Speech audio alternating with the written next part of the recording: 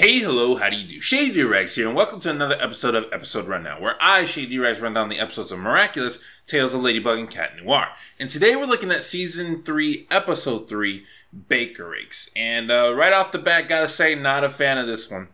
Not a fan of this one. So the episode starts with Marinette making a sweater for her dad's birthday. She tells Tiki it's a tradition that she always does for her dad. And somehow the conversation graduates towards, she wanted to do something extra special this year. And the conversation gravitates towards her talking about her grandfather, whom she's never met.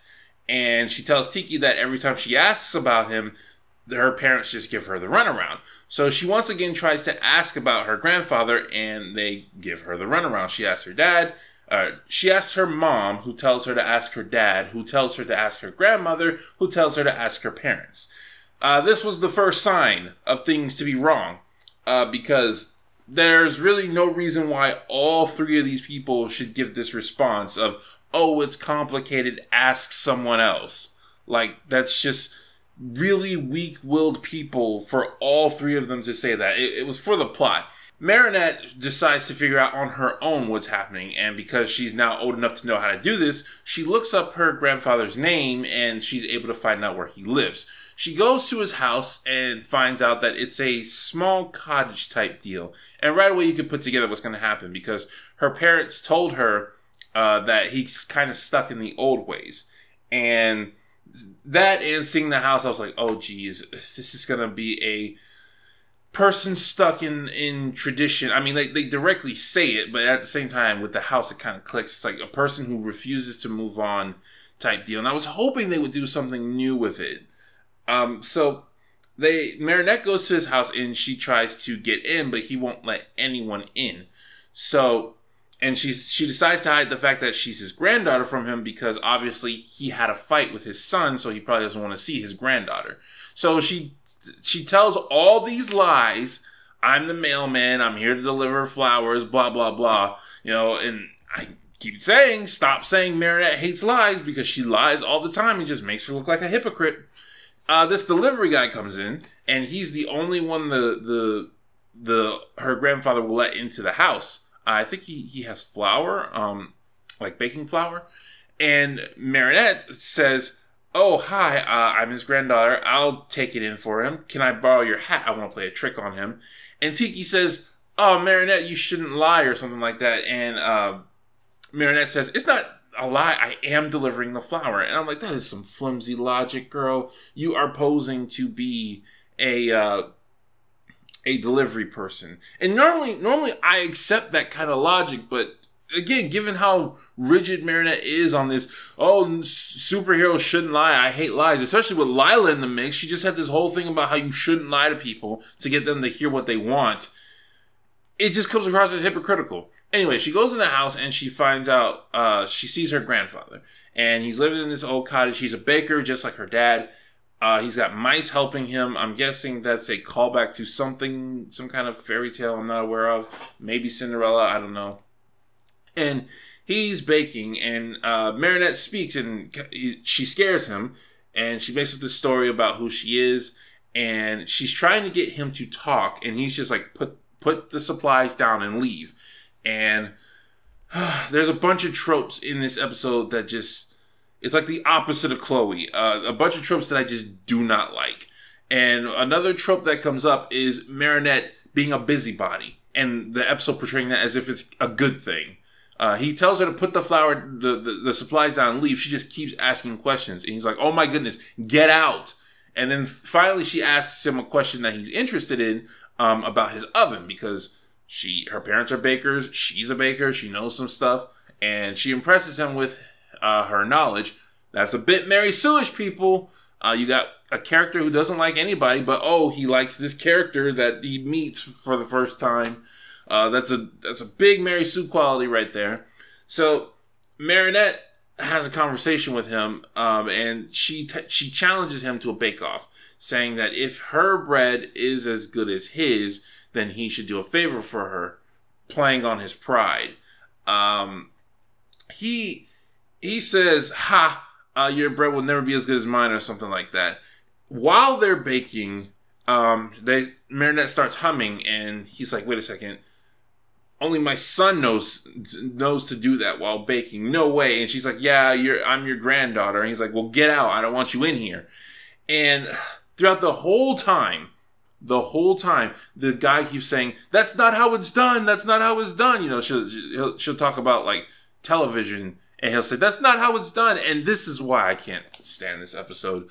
See, a lot of shows do this. They do the person who can't move on. And almost all of them do it the same way, and it's so annoying. The excuse that the person uses is just, it's tradition. That's the only reason I want to stick to it. It's tradition. The only one I could think that did this right, that did this in a good way, was Moana. Because even like Avatar: The Last Airbender did this and got it completely wrong with Master Paku.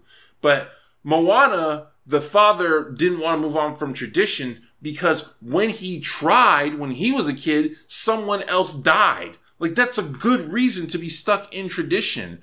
And nobody else has a good reason. It's always just, well, it's tradition. I don't want to change, even though it's clearly a better way of doing it. I understand that there will be people who won't change just because that's how they're used to doing things. But to me, it paints it such a straw man when you don't fully show an intellectual reason why someone won't change. But anyway, he finds out that Marinette is his granddaughter, and he pushes her out, saying she's not welcome. And she said, "No, wait, you promised that if you would try my bread and blah, blah, blah." I'm like, no, he really didn't, Marinette. You kind of tricked him into this situation.